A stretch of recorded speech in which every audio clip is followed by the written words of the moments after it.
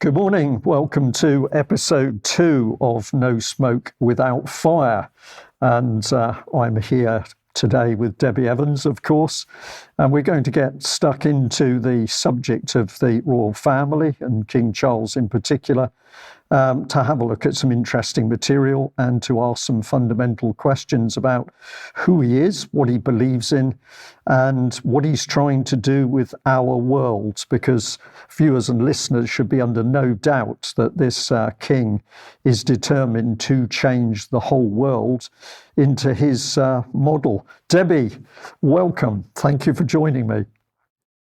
Hello, Brian. Great to be back. Well, shall we just carry on and now light the fuse yet again and see what we come up with this time? I think we should start that little fire burning and seeing whether we can get some real interest from our viewers into who exactly our king is and what he's been up to. And I think you're going to kick us off with the Vatican. Is that right?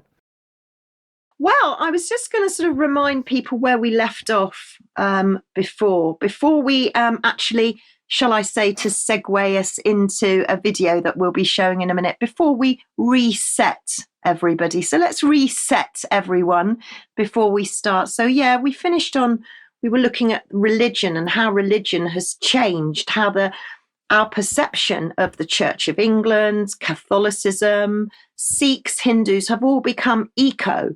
So you've got this word eco in front of them. And these religions that people may think that they are part of, and maybe they're going to church and they're giving their offering in their collection tin. But where's that offering going? Because the money that's going into that offering box isn't going on the church roof. It's not going on local causes. It's going into a central fund. So we were looking very much at the industry, faith as an industry. So we were looking at eco-Sikhs and eco-Hindus, but we didn't look at the Pope. So let's start off today with just looking at King Charles's association with the Pope. And I think we've got an article from the Vatican News there, which says UK ambassador to Holy See foresees excellent relations under King Charles. Please note that word, under King Charles III. So I don't know, Brian, but King Charles has been getting around both as Prince Charles and both as King Charles. And of course, we've got the Laudato Si, protect the earth, dignify humanity, coming straight from the Vatican with Pope Francis' appeal. I ask you in the name of God to defend Mother Earth, Pope Francis. It is pretty extraordinary, this stuff. When we're doing a little bit of a recap here, but remember that initially the role of the king or the queen of this country was to uphold the faith, and that was the Christian faith. And that was actually Protestant. I can't say it. That's an instant edit. Protestant. That was the Protestant religion. And we've now got to the stage where King Charles is simply saying that he's the defender of the faiths. And one of the things that we got into in episode 1 was, well, hang on a minute, which faiths is he talking about? And he seems to be involved in all of them. Well, actually, he said defender of faith. So carte blanche, I guess. Anything pretty much. And that leads us nicely on to an article that I found in The Conversation, which pretty much asks that question, actually, turning to faiths to shape the planet, how religions shape environmental movement in Indonesia. But this isn't limited to Indonesia. This is turning to faith as a new religion. And another article, of course, that I brought up that I thought was very interesting was James Lovelock. And James Lovelock is an environmentalist, and he has said environmentalism has now become a religion. And, you know, I agree. I actually agree. This is the new religion, Mother Earth. Yeah, Mother Earth, which should particularly get Christians worried about what's going on here. We are turning to worship Mother Earth. And making this point pretty strongly, if you're a Christian, you cannot support that. So is this king betraying people? I believe he is in this. I've got to say, I was a little bit worried by that last picture. If we can just bring it back on screen, let me explain. Have a look at this man. And he's wearing a very fine grey sweater there. I'll now bring myself back on screen. We've almost got the same shirts on, so that's going to cause controversy. But I forgot to apologise to the viewers at the start of this that I came straight into the studio from walking the dog, really. So for the first time in a long time, I haven't got a tie on. That's no disrespect to you, Debbie, and others I don't really mind. Sorry, I digress, but I thought it was worth making a little bit of a joke out of that. But yeah, where are we going? Would it be a good place? Well, we're going to faith. The whole climate, the whole, and again, look at this next organisation, Faith for Climate. That just says it all, doesn't it? I mean, the fact that we've got an organisation that is all about connecting all of faith for the environment, for the climate, I'd say pretty much says it all. And there's, Brian, there's a lot of money in faith, and there's a lot of money in environment and these sustainable goals. And even the World Economic Forum, everyone has their fingers in the pie. This is just an example from the World Economic Forum. It's the World Bank, it's the United Nations, it's all of them. But this is just an example. It says as part of its civil society communities, I always love that phrase because that's always bringing you back into George Soros territory, civil society communities.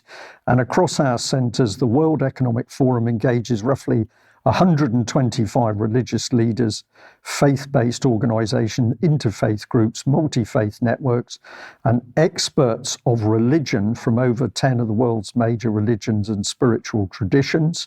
And the forum is going to launch Faith in Action in January 2024. So we're right up to date with this report. And it says that they'll be discussing the impact of religion and spirituality towards public-private cooperation in today's poly-crisis and provide a roadmap for transformative partnerships with business, government, and philanthropic organisations. So there's no messing around there.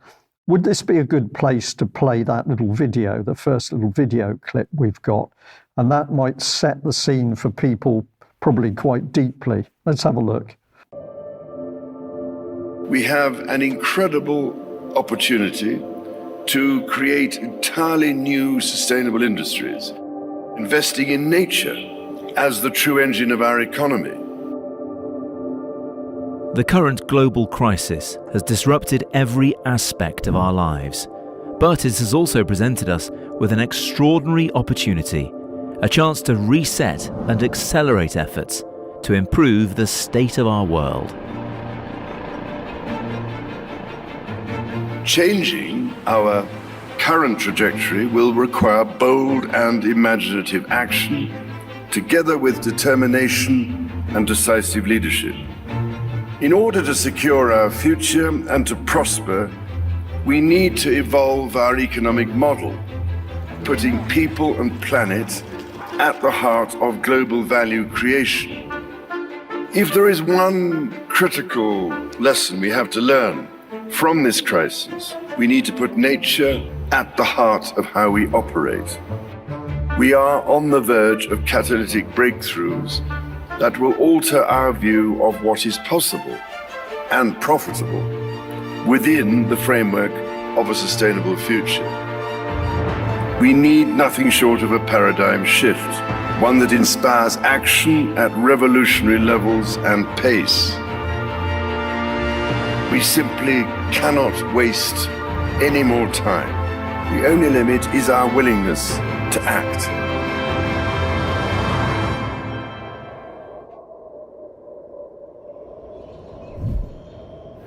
And the time to act is now. Well, Debbie, I find that video just incredible, not only because there's a wonderful pronunciation of all the things and the problems, but the fact that he's going for global value creation. I found that particularly creepy. So who's he talking about? He's talking about global elites, very wealthy people. They are going to change the economic model of the world. And what are they really talking about? Global value creation, i.e. they're going to scoop more money up from the planet. That's what's really going on here. So yeah, they're going to do it fast. Yeah. I had a little go at imitating the delivery of King Charles, but you might have thought that was actually an audio breakdown. So apologies for that.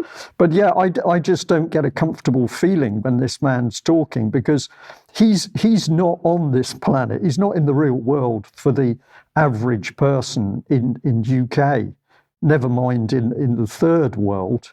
He has no concept of what it is to live in a country like UK or the US and be short of money and worrying about how you're going to feed yourself in a particular week. So he's so pompous, and the arrogance is breathtaking. But this man is going to change the whole world. No, he's going to create it.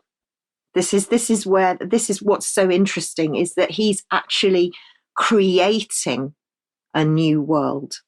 Like he is, I mean, we'll come on to it in a minute, but he seems to be the architect. And perhaps this was why he was a prince in waiting for so long. Because behind the scenes, when the Queen's been taking when Queen Elizabeth was taking the spotlight and everyone was focusing on the Queen, Charles was always in the background, like the longest heir in waiting. That's all we ever heard. Diana came on the scene, and all the attention was on Diana. But what was Charles doing in these 50 years as heir in waiting? What he was doing, I believe, I mean, I'm throwing it out there for our audience because this is difficult for many people who are staunch monarchists. But from where I'm sitting, I'm seeing his 50 years as heir in waiting and the attention being taken off him onto the women as allowing him to create this monster, this beast, if you like, into what we're seeing now. And now he's on the throne and he's been crowned. Everything has to happen at pace. So everything's happening very, very quickly. And I agree with you. I think it's extremely dark, but I see him as seeing himself as a creator, not just of Earth and restoring Earth into whatever he wants it for him, for the elite, for the nobility, not for us, not for we are plant life. We're slaves. We're not required, I don't believe. And this is all to create a better world. Sounds a bit like the Michael Jackson song, doesn't it? But this is all to create a better world for them. So I see him as a creator. Yeah, that's very interesting. While you were describing that, my mind was sort of drifting back to the setup of the Duchy of Cornwall, which is absolutely classic. So hundreds of thousands of acres held by the hectares, actually, I think it's hundreds of thousands of hectares, owned by the duchy, of which he was the key beneficiary, probably still is. But that ruling over Cornwall, which you've described as being a very poor area, comparable some of the poorest areas in Eastern Europe. So you had a very poor area of UK where he was not only the landowner, but he owned property, he owned all sorts of rights, the fundus going out from the shoreline, all of this he owned. And yet he lived in his privileged houses, living his privileged, wealthy lifestyle with money principally coming in effectively, from taxation. I find it obscene. Yeah, people don't realise when they come to Cornwall for their holidays, when they put money in the car park just to pay to go on the beach, a percentage of that goes directly to the duchy. If anybody dies in Cornwall intestate without a will, their property and their assets automatically go to the duchy. And I've heard from people that have tried to start businesses, even eco businesses, wildlife businesses in places like the Scillies, And if it doesn't fit with the duchy and the duchy don't like it, you're kind of almost shunned, almost booted out. So it can be a very dark place. And I've also heard from people that work on duchy land that say, you drive around Cornwall and like everywhere else in the UK, you see loads of potholes in the road. But when the Prince of Wales, as he was then the Prince of Wales, and as we now have Prince William and the Princess of Wales, when they come to visit, apparently the potholes where they're travelling are immediately sort of filled in temporarily for their journey. And then no money comes back into Cornwall. They just take all of the money for their own public engagements.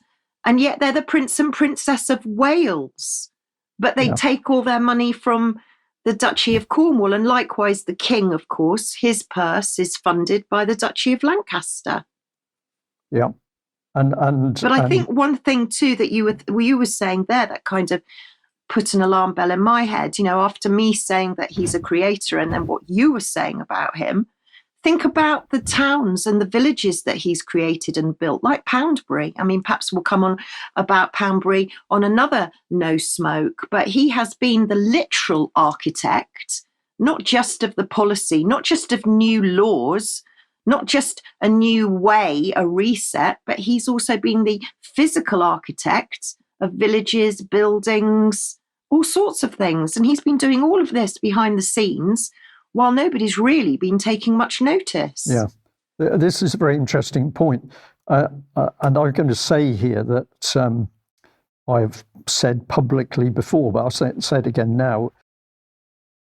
I met the Queen in person. I met the Queen when in the Royal Navy they had a 40th accession to the throne celebration, which was a dinner on board one of the aircraft carriers. And it was a pretty unique event because every commanding officer, so every officer who was in command of a ship at that time, who could make it to the event, attended, and I was one of the people that went. And there was a dinner. Of course, it was all very well organised. But after dinner, there was the opportunity to have a few words with the Queen. So I was able to shake the gloved hand and speak to the Queen. And I found it very, very interesting. I actually asked her a question. I asked her whether she regarded the evening as work or pleasure. And she looked at me and smiled, and she said, I regard tonight as pleasure. And I said, why is that? And she said, well, because here I'm amongst friends and I can relax. Now, at the time, I didn't know all the things I know now, but I just took her answer at face value. But it was a very human answer. And I'm going to say, when I shook the gloved hand and I'm speaking to the Queen, I didn't pick up any bad vibes from her at all. I do pick up bad vibes from people, but I didn't pick up any bad vibes from the Queen, whatever that does or does not mean. But I will also say that I've consistently picked up bad vibes from other members of the royal family. And Charles is one, Prince Andrew was another. So a little anecdotal story, but I'm just going to say, yes, this is an interesting concept that he spent ages in the wings, nobody really paying attention to him. Many people thinking he was a bit of a toff and a little bit of an idiot in some ways. But my goodness, what he's been building. Is that the time to move? Well, actually, just to interrupt you just very quickly with my own little anecdotal story, and I'll be very brief because I think so many of the viewers have heard this before, but I'm a sewer flood victim, right? I'm a flood victim. Floods, environment, climate, it's a bit of a concern when people are getting flooded with sewage. I met the then Prince Charles. He came down here and, we flooded the day after the Prince William announced his engagement to Catherine. It was the day after the engagement was announced that we were flooded and we were literally knee-high in sewage. And he came down here and he promised as the Duke of Cornwall, he promised to help us. And this is his area. This is his area of expertise. This is his special interest. Floods, climate, environment. He's not bothered with me. He's not bothered with all of my community that were flooded. He's never been back. We've written to the then Prince of Wales to say, you came down, you visited us, you said you'd help us, you've done nothing, you've ignored us. So, walk the walk, talk the talk. No, he doesn't do either. It's tokenistic. The royal family, they come down to these disasters or natural disasters, as they call them, whatever you want to call them. And it's tokenistic. They're there to shake your hand, say that they care, but they don't, because off they go in their big black cars back to the... I actually wanted to say, if you want to know what life is like living in Cornwall, come and speak to me and I'll introduce you to a load more people that'll tell you what it's like to live in Cornwall and under the control of Cornwall Council.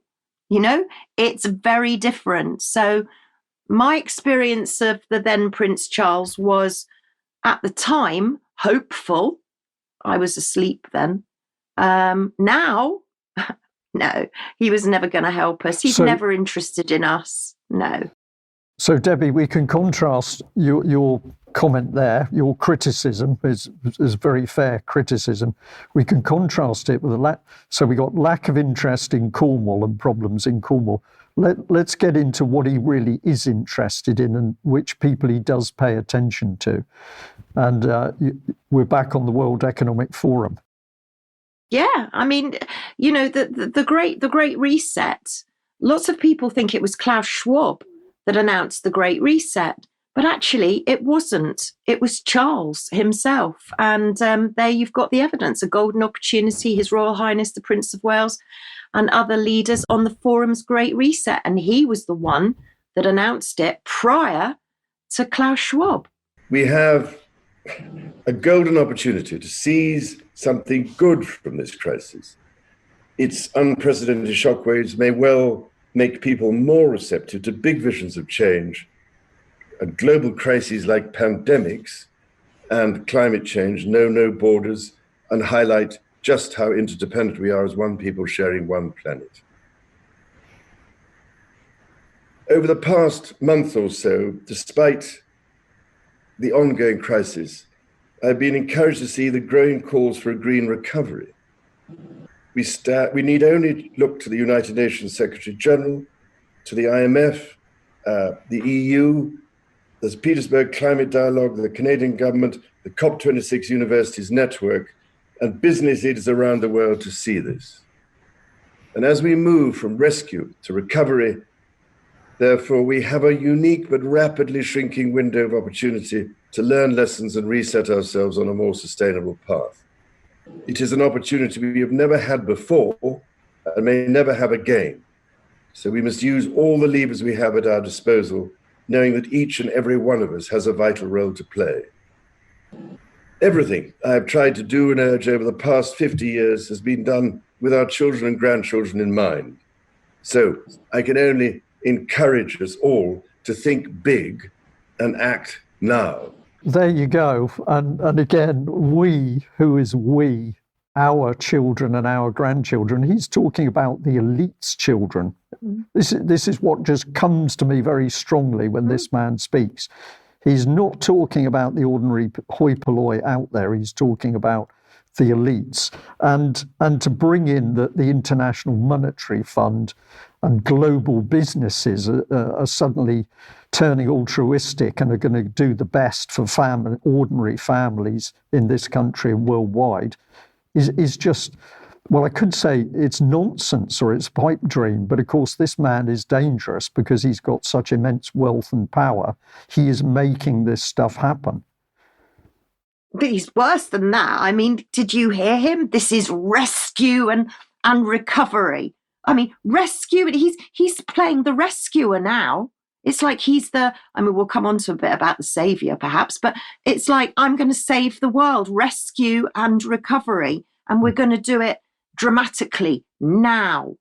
It's this whole who is he? Who does he think he is? Well, maybe we'll come on to that in a minute. But, you know, people think that, I don't know whether it's people's memories, but do you remember when Hong Kong was handed over to China, for example? I had it in my head, and I asked my mother and my stepfather, actually, who handed Hong Kong to China? And they both said Chris Patten. And then I asked who was ambassador at the time, and I asked a lot of other people, and they all said the same. But it wasn't, you know, it was Prince Charles. The Queen sent Prince Charles on Britannia, where a lot of business was done between public-private partnership. And it was Prince Charles that handed Hong Kong to China. It was Prince Charles that announced the Great Reset. And do you remember the slogan after, you know, during the pandemic, the Build Back Better, which kind of goes into his recovery? You know, I'm going to be the recoverer. And it was him, it was Charles that coined that phrase, Build Back Better. It wasn't Klaus Schwab, Boris Johnson, or any of the other government leaders or nations leaders. It was Charles back in 2019. And he wrote a letter to Dominica. I tried to highlight a little bit on the right there, Brian, but it was he that coined the phrase back in 2019. It says your determination to, quote, build back better, unquote, and make Dominica the world's first climate resilient nation serves as a remarkable example to others. Climate resilient nation. The thought that it's mind-boggling to me, because he demonstrates a mindset which is he's not on this earth, he's in planet Zanussi, but that doesn't mean to say that what he's doing is not dangerous. The more I read and the more I hear, he actually is. He's not on this earth. He really isn't on this planet, as you're going to find out, shortly. Yeah. Well, take us on, because you're going to have a look at charities here. And he's just touching really the tip of the iceberg with the faith and religions. We could go into a whole heap more, but let's look at another nice, juicy funding stream for the sustainable goals, which are charities. And the royal family are entrenched there. They've been embedded into charities for decades, as being patron. And here you get charities founded. This has come from the royal family website. So following His Majesty the King's accession, the below charitable organisations which were funded by His Majesty as the Prince of Wales, you can see that the Prince's Trust is going to become the King's Trust. So all of his charitable work has not disappeared, it's changed. And charity, again, means money, lots and lots of money. And I'm sorry to sound so cynical, but this is where a lot of the funding stream for the sustainable goals and the climate is coming from, charity. And we're now living in the era of giving. It's all about money. And it's not actually just about money. Charities are, you take a bag of clothes down to your local charity shop. Perhaps it's Age Concern, perhaps it's Cancer Research UK. Look who's funding Cancer Research UK. I mean, if you and I, Brian, if we opened a shop in the middle of Plymouth and we said to all the public, can you bring us your stuff that you don't want anymore?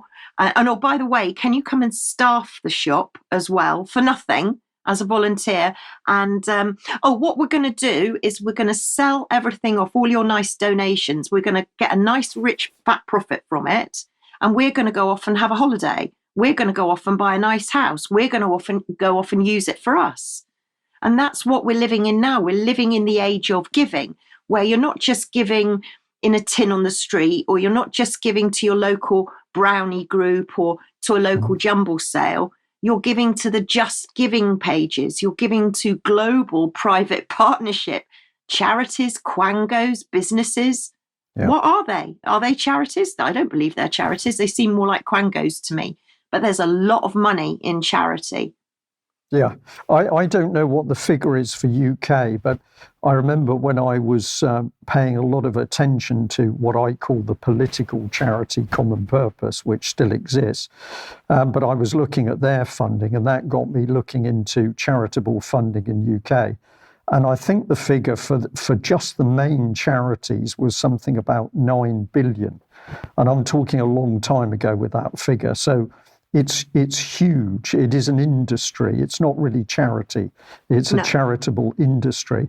And I notice on the King's Fund page there, which we just had on screen, it's saying, and of course the King's Fund is in all these different countries. It's in Asia, Africa, Caribbean, Europe, and the Middle East. And it goes on to talk about New Zealand, Canada, etc. So this is worldwide stuff that he's set up and involved in. And of course, what accountability is there for these organisations? What accountability does the UK public have, or does the worldwide public have? It's almost nothing, because he's a law unto himself. Yeah, absolutely. And if you're a charity and you've got somebody like the King or the Prince and Princess of Wales or someone offering to be your patron, the reason that you want them as your patron is because it's going to get you money. It's all about money. But what we've gone from, which is small little grassroots charities that are doing really good work. And, I'm not decrying charity, because there are some amazing grassroots charities that are doing incredible work, but they are relying on tiny donations because they're being drowned out by these massive and I can only call them quangos, because that's what they are. Most of these charities are also attached to the government. Many of them are funded. They're publicly funded. I mean, my specialist area is autism. The National Autistic Society is funded by the Department of Education. So every taxpayer in the country, whether they like it or not, is effectively donating to the National Autistic Society, who own a lot of property, a lot of assets. And these charities are not what we thought they were. Cancer UK, Cancer Research, for example, is funded by farmers. So King Charles, who's getting money routing into the sustainable goals, which we'll come into in a minute, routing money into the sustainable goals, is coming from charities which are being funded by the public twice, through taxation and through donation, and they're being funded by private-public partnerships. Yeah. So you can see how big the charity industry is. And the Charity Commission, I mean, maybe that's for another No Smoke, looking at the corruption going on within the Charities Commission. So it's a big industry. It's almost an industrial scale industry, charities. Yeah, well, it absolutely is. I'm going to say, you're mentioning problems with charities. Perhaps we'll mention a little charity that is doing good work, and that's the Shekinah Mission. And we've been giving them a little bit of help locally by putting in some good quality used items. But I'm very happy to say, yes, of course, there are many very good charities doing things. And we're mentioning one there. So what about A4S and accounting for sustainability, where King Charles also got a finger in the pie? Oh, that's his. That is actually accounting for sustainability is King Charles's. He is, he's got his finger in a lot of pies. There you can see, accountants can save the world, celebrating His Majesty the King as a champion of sustainable finance. His private secretary is Sir Michael Peat, a fourth generation accountant. That's the P in KPMG. That's one of the big four, the Deloitte, KPMG, and all of them, Price Waterhouse. So he is an accountant. And as an accountant, what I believe he's been doing is auditing the planet, not just auditing us as his servants, especially the ones in the Commonwealth. And we'll come on to that another time. I mean, this subject is huge, but he's been auditing the planet, every leaf, every branch, every flower, every animal, every insect, every twig. He's been auditing. And this is the Sustainable Markets Initiative, which is King Charles's very own initiative. So here you go again. You can see where that is dovetailing into terracotta, which brings us neatly onto terracotta. So the Natural Capital Investment Alliance, which is what this one is, was created by the Prince of Wales through the Sustainable Markets Initiative with Climate Asset Management Lombard Odier. This was all launched in 2021 at the One Planet Summit. Nature, restoring the planet. In the opening statement of that one, it's talking about 125 trillion annually. Nature's contribution to the global economy is estimated to be worth more than 125 trillion annually. And that might appear to be a sort of innocuous sentence in the first instance. Well, yeah, this is what the value of nature in producing food or trees or whatever the crop is. But actually, what they're doing is an audit to value everything in order that these elites can actually make even more profit off the things that nature is actually giving to mankind for free. The world is largely there to feed mankind and support mankind for free. But every organisation that King Charles is playing around with is clearly there to make a profit off what the world provides for free. And this is why I find to suggest that accountants can save the world, what an obscene claim. It's like saying bankers can save the world. Well, what do bankers actually do? Nothing, but apart from manipulate money, the great majority of which has been created out of nothing for their benefit. I mean, when you pull this thing apart bit by bit, we've got a king who is actually talking madness. Is it the madness of King Charles III? Wasn't that a film? I think it was, of a previous regent. I think it ought to be a film. Yeah. I mean, you know, I look at this whole sustainable accountancy, auditing, and I can see in the bigger picture that, from my perspective, what he's done is he's got people to count what's on the planet. He's got a vision of what he wants the planet to be, which doesn't include us, by the way.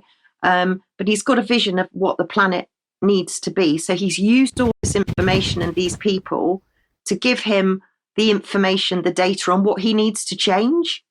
So what he needs to create. Let's get rid of the old model. So this is what we need to get rid of. We've got too many.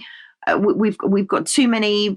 I don't know, human beings over the age of 50, for example. We've got too many disabled people. We've got too many. Just think of some vermin. You know, we don't want them. We don't want this particular. They're trying to create a planet for them. Take it back to the World Economic Forum. You will own nothing. You will own nothing. They didn't say we will own nothing, did they? Oh no, No. It was all about you. Yeah.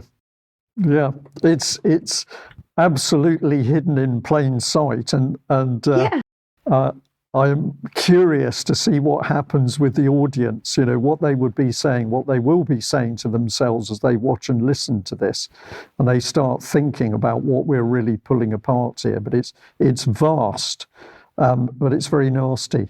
So we've got a picture of the great man standing next to a very fine tree. Mike Robinson has taught me well, and so have you, Brian, over the years. Go to original sources. And this is the royal family website. And this is what they're saying about our king with regards to sustainability. So, you know, what we're trying to do is just show people signposts. We're not saying to anybody, you know, trust us, this is what's happening. We're saying, look, this is what we're seeing. It is difficult. It's going to be difficult for a lot of people to swallow any of this. But when you start unpicking it and when you start following the red flags, which is all we're giving you to follow, you start to see the bigger picture. And the sustainability agenda is very much, or it appears to be very much, King Charles's agenda. Yeah. And you've got another one here, of course, building building a sustainable future. And what does it say? For more than 5 decades, His Majesty King Charles III has been a champion for the fight against climate change and biodiversity loss. Assumption there straight away that climate change is real. He obviously thinks it is, and that's a dangerous starting point. But then it says the Sustainable Markets Initiative was launched by His Majesty King Charles III when he was Prince of Wales in 2020 at the World Economic Forum's annual meeting in Davos. And this is one of your key points, isn't it, Debbie? That it's not that this man is being told to do something or he's getting on board with another agenda. He's actually right there at the forefront, driving stuff. And then he's acting as a facilitator for all the global corporations and the World Economic Forum and any other quasi-political economic group in order to unfold what is essentially the plan for sustainable development in the world under Agenda 2030 by the UN. Yeah, and what you said there was very evident. You said the 5 decades, which is the 50 years that we were talking about, where Charles has been heir to the throne. This is this longest heir in waiting thing. But if you go back, and maybe on the next No Smoke, we'll look in a little bit more detail at the investiture, because things started to really start. It was almost like he was being groomed between 1969 and 1970. 1969, we've got to remember that Charles was one of the only members of the royal family that's been invested as Prince of Wales. Not all the princes of Wales are invested, like Prince William hasn't been invested as Prince of Wales, but Charles was. And looking back at the investiture and seeing some of the symbology perhaps and some of the ceremonials, then people might get more clues as to what's gone on. But people think that Klaus Schwab is the head of the Great Reset. The Pope is the head of the Roman Catholic Church.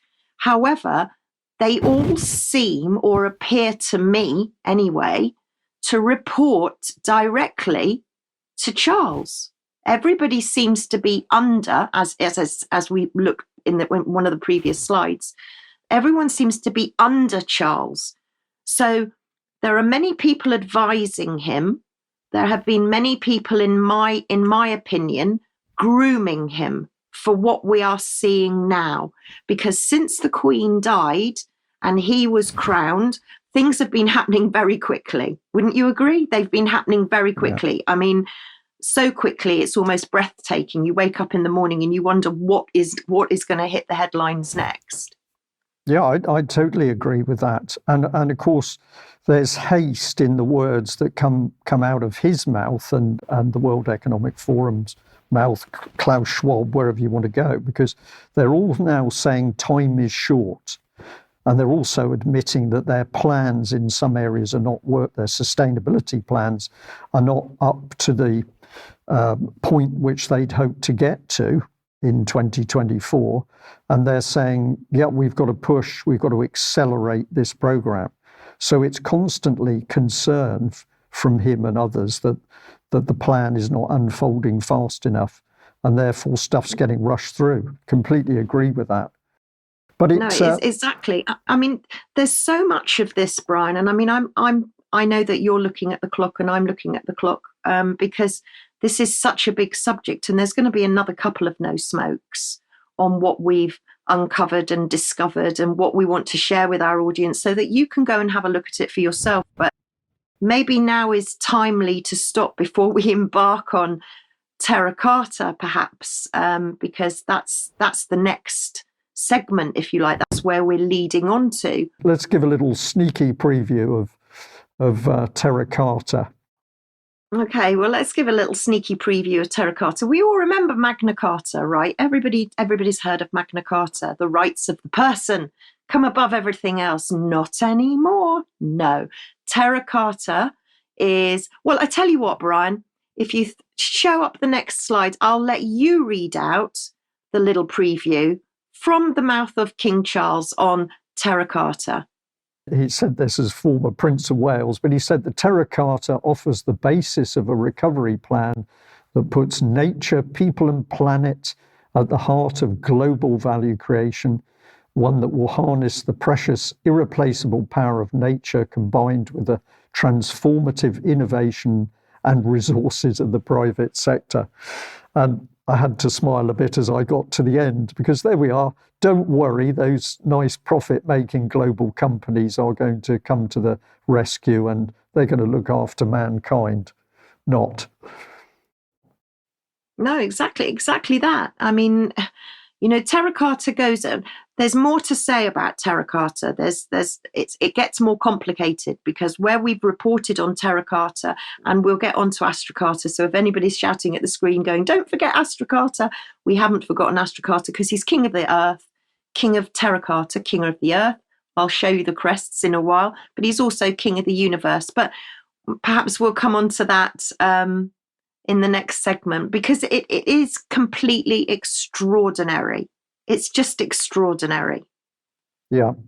Well, we've got a little bit of video clip which we thought we'd share. A little bit of video in a clip we thought we'd share with our audience, which gives us another little insight into King Charles at work. Should we play that and see how we get Let's.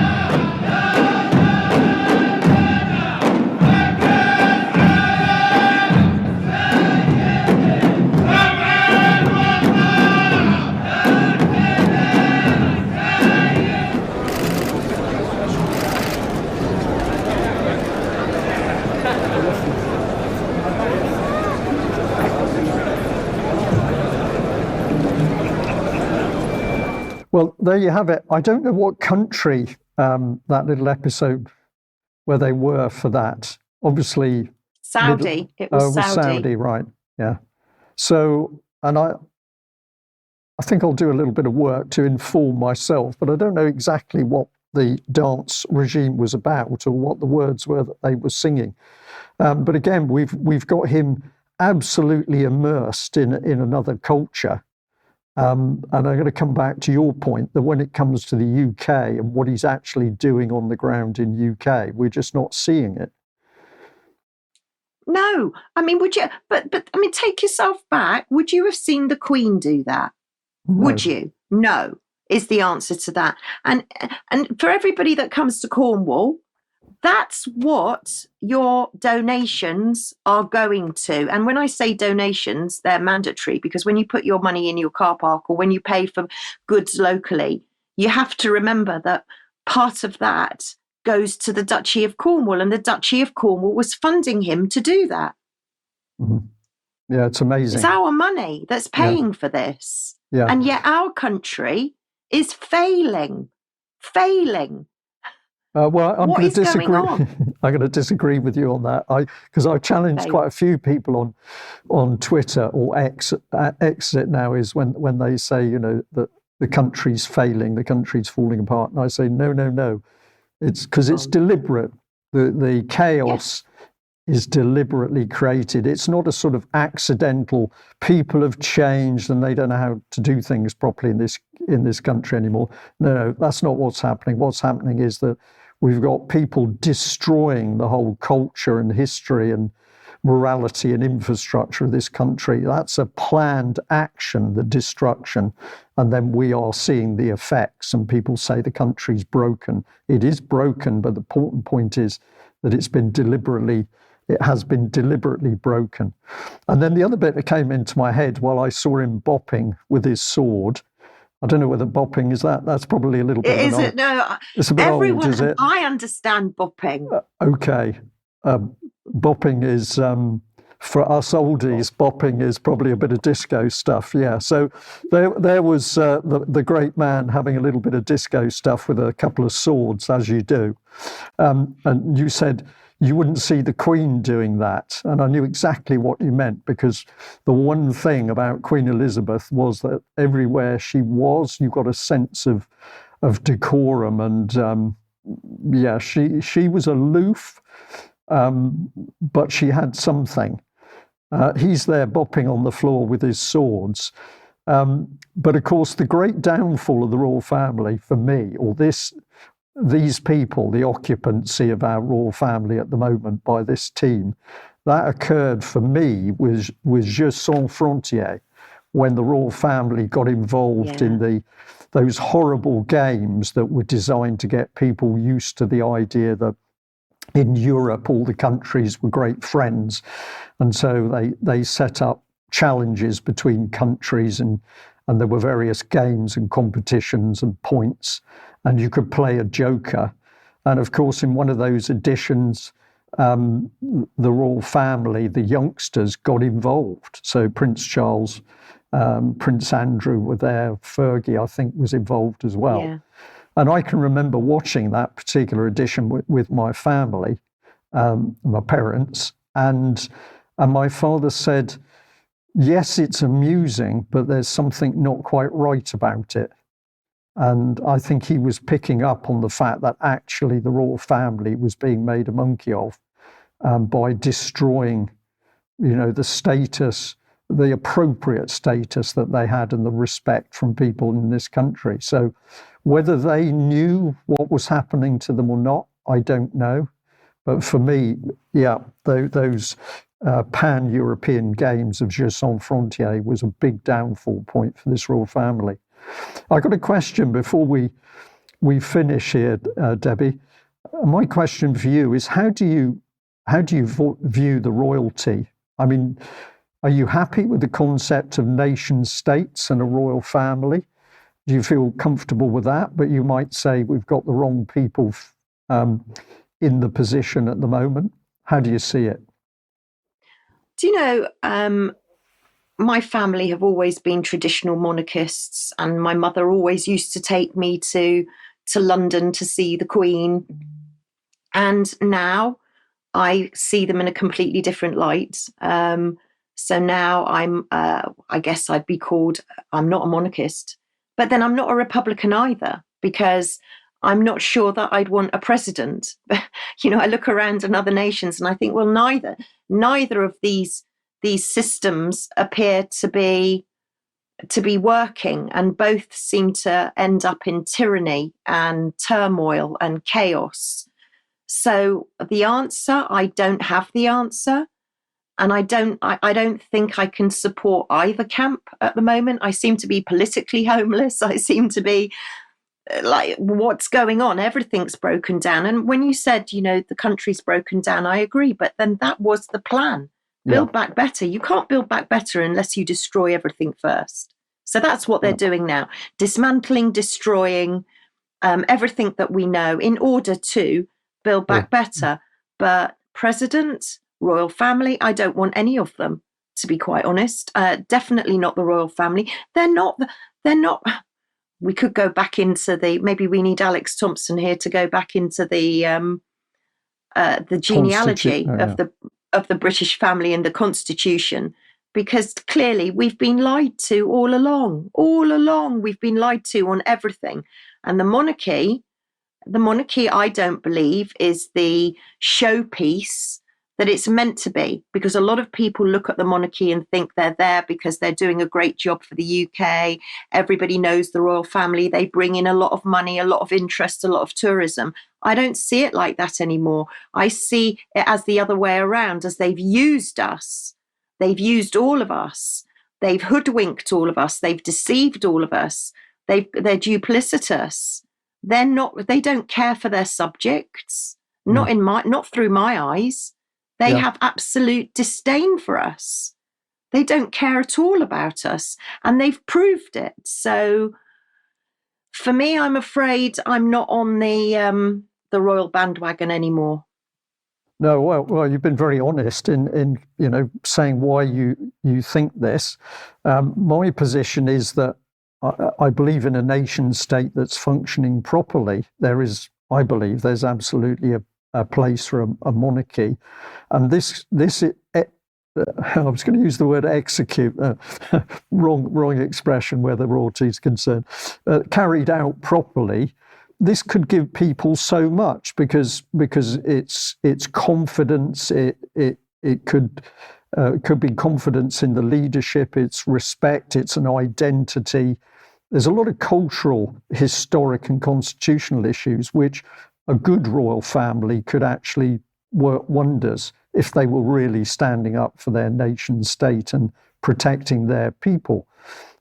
So my brain says to me, it's not actually a constitutional monarchy problem. It's the lot who have crept into position at the moment, and I think they're pretenders. They're pretenders. Pretenders. Yeah, I'd agree. They're not real. They've been put there. They are complete pretenders. They're not there to serve us at all. Yeah. We are there to serve them. As the king at the coronation, he wanted us all to pledge allegiance to him, all of us. Yeah. Well, okay, that's a good setting to end number 2 of No Smoke Without Fire. And for the next edition, we'll cover the Terra Carta and the Astra Carta, and then we'll also have a look at the coronation, and we're going to be asking a lot of questions. So we'll end there. Debbie, thanks very much for joining me. Actually, I've enjoyed a relaxed delivery today, so maybe for the next edition I won't be wearing a tie either. We'll see how it goes, but thanks for joining me. It's been great. It's been a pleasure. Thank you for inviting me. Okay, bye-bye. Bye-bye.